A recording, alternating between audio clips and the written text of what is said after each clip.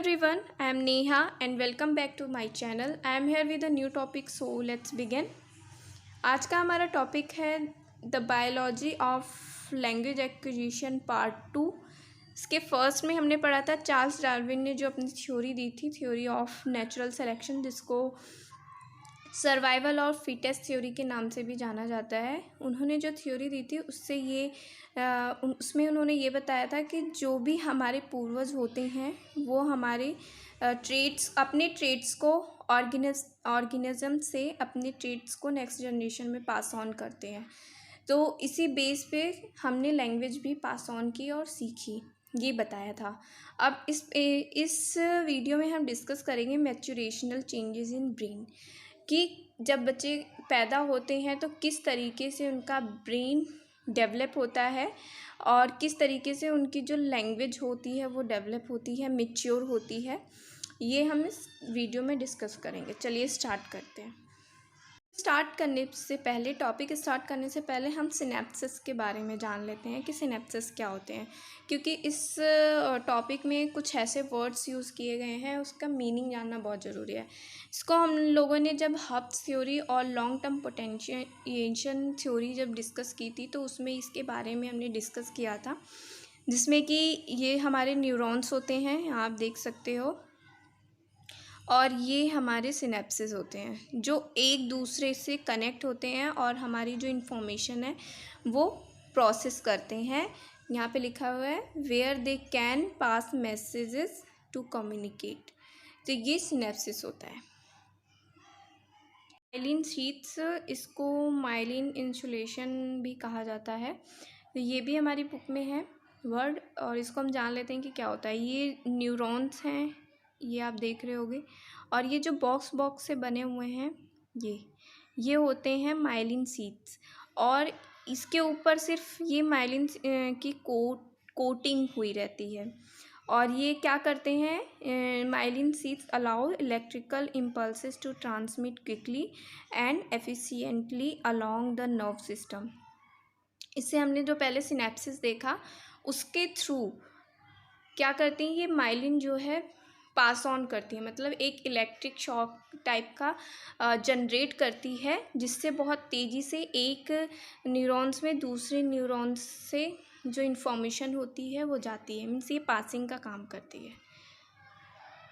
में जो course of language acquisition होता है वो एक maturation of language circuits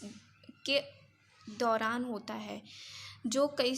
early years में बच्चों के होता है। तो जो बिफोर बर्थ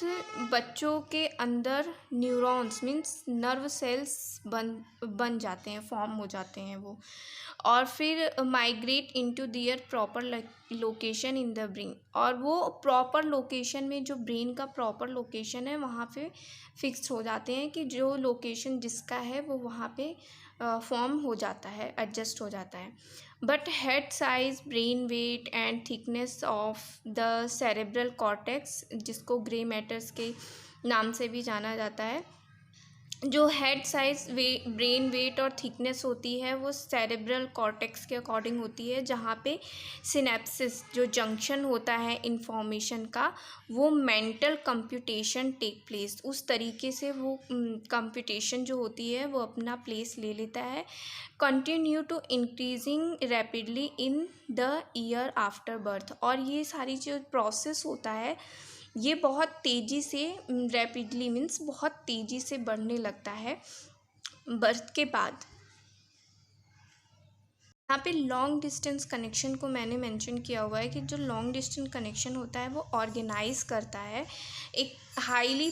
सिमिलर पैटर्न्स को, जो आ रही हैं और वो जो जा रही हैं उनके बीच का कनेक्शन, मीन्स जो इन्फॉर्मेशन न्यूली जो बच्चे होते हैं, बर्थ जिनका हुआ रहता है, उनके ब्रेन में जो पैटर्न आते हैं वो सारे नए होते हैं, फिर वो जब उसमें ब्रेन में आते हैं और जाते हैं, ये जो कनेक्शन एग्जिबिट करता है वो लॉन्ग डिस्टेंस कनेक्शन के थ्रू होता है। तो ये वाइट मैटर होता है,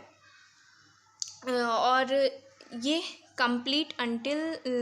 not complete until 9th month, ये जब बच्चे 9th मंथ के होते हैं तब तक कंप्लीट नहीं हुआ रहता है, and they continue to grow their speed inducing myelin insulation, और ये बहुत तेज़ी से बढ़ता है लगातार जब माइलिन इंसुलेशन होता है थ्रू आउट चाइल्डहुड। जब चाइल्डहुड में जब चाइल्डहुड तक बच्चे जब पहुंच जाते हैं तो उस दौरान ये चीज़ें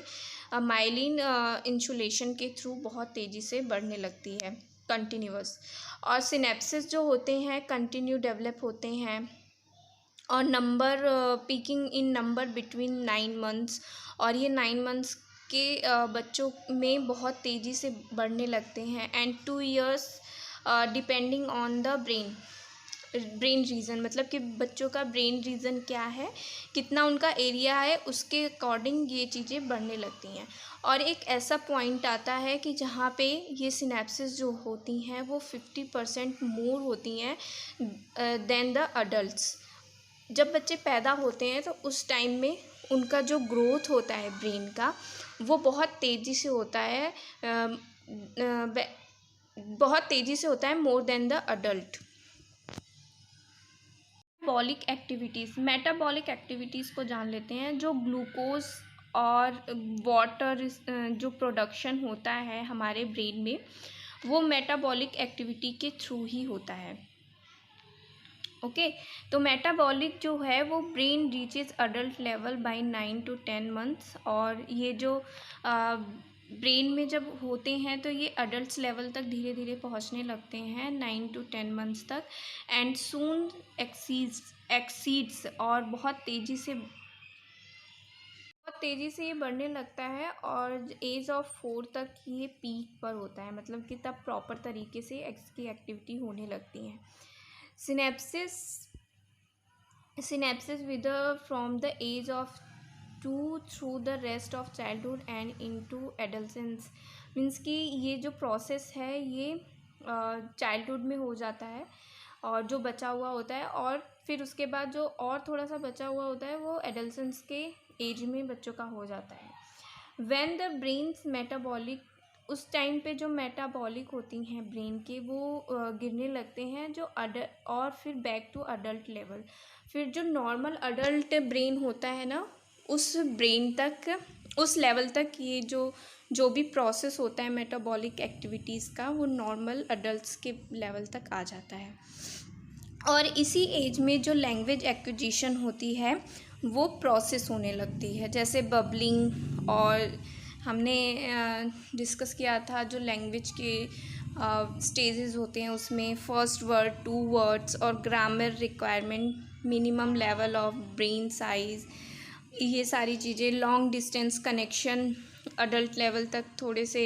लेवल में आ जाते हैं, एक्स्ट्रा सिनेप्सिस होने लगती हैं, मीन्स कि बहुत जब अडल्ट होते हैं तो ज़्यादा इन्फॉर्मेशन ब्रेन में आती है जिससे कि सिनेप्सिस लेवल भी एक्स्ट्रा हो जाते हैं,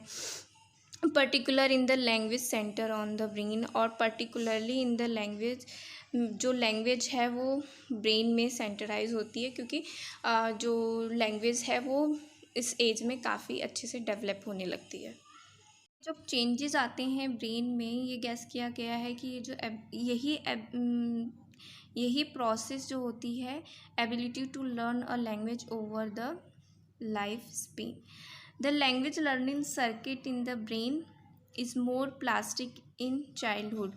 मतलब कि जो एबिलिटी होती है, brain's ability to change and adopt as a result of experience, ये प्लास्टिक का मतलब है कि वो अपने एबिलिटी के अकॉर्डिंग और जो एक्सपीरियंस उन्होंने किया है उसके अकॉर्डिंग ये लोग बच्चे अडॉप्ट करते हैं लर्निंग सर्किट्स के थ्रू, लैंग्वेज लर्निंग सर्किट्स के थ्रू इन चाइल्डहुड। और चिल्ड्रन जो है वो लर्न करते हैं, रिकवर करते हैं लैंग्वेजेस को जब उनका left hemisphere of the brain damage, जब उनका लेफ़्ट हेमिस्फीयर ब्रेन का जो होता है वो डैमेज हो जाता है या फिर सर्जिकली रिमूव हो जाता है, तो भी जो उनका लर्निंग का प्रोसेस होता है और जो वो लैंग्वेज का प्रोसेस होता है वो रिकवर कर लेते हैं। Comparable damage in an adult, कि जब अडल्ट्स में ऐसा कुछ डैमेज होता है जिसकी वजह से परमानेंट एफसिया नाम की एक बीमारी हो जाती है, जिसमें लैंग्वेज प्रॉपर तरीके से नहीं बोल पाते हैं, प्रॉपर सेंटेंसेस नहीं बोल पाते हैं, जिनको ये प्रॉब्लम क्रिएट होती है। हमने जो भी ऊपर डिस्कस किया है उससे ये पता चलता है कि जो आफ्टर बर्थ की एज होती है वो कितना इम्पॉर्टेंट रोल प्ले करती है लैंग्वेज एक्विजिशन के लिए। और सक्सेसफुली लैंग्वेज एक्विजिशन हो जाता है अराउंड 4 years तक, और वो guaranteed for children up to the age of 6, और एज ऑफ 6 तक बहुत ही रैपिडली ये प्रोसेस बढ़ता रहता है। बट जब प्यूबर्टी लेवल तक बच्चे जब आते हैं तब उनकी जो वर्ड होती है, लैंग्वेज होती है, वो थोड़ी सी उसकी जो स्पीड होती है वो थोड़ी कम हो जाती है, क्योंकि उस एज तक बच्चे काफ़ी हद तक लैंग्वेज सीख चुके होते हैं और उनकी वोकैब भी काफ़ी अच्छी हो चुकी होती है। और जब मैचुरेशनल चेंजेस आ जाते हैं ब्रेन में, तो मेटाबॉलिक रेट जो होता है और number of neurons during the early school age years, ये सारी चीज़ें जो है ना वो अराउंड प्यूबर्टी के इस एज तक आते आते थोड़ा सा नॉर्मल हो जाती हैं, जो अडल्ट लेवल होता है उसके अकॉर्डिंग हो जाती हैं। और there are maybe neurological determined critical period, और ये जो प्रोसेस होता है न्यूरोलॉजिकल डिटरमाइंड का, ये क्रिटिकल पीरियड माना गया है फॉर सक्सेसफुल लैंग्वेज एक्विजिशन के लिए। और ये जो पीरियड होता है क्रिटिकल पीरियड, ये विजुअल डेवलपमेंट मैमल्स में भी होता है, और ऐसा माना गया है न्यूरोलॉजिस्ट के अकॉर्डिंग। और ये एक्विजिशन बर्ड्स में भी माना गया है, जब वो सिंग करती हैं, गाना गाती हैं, तो ये जो प्रोसेस ये क्रिटिकल पीरियड्स के अंडर में ही आता है। तो आई होप ये टॉपिक आपको क्लियर हो गया होगा। अब नेक्स्ट वीडियो में मिलते हैं नेक्स्ट टॉपिक के साथ। तब तक घर पे रहिए, सुरक्षित रहिए, सीखते रहिए, मेरी वीडियोस को देखते रहिए। Thanks for watching.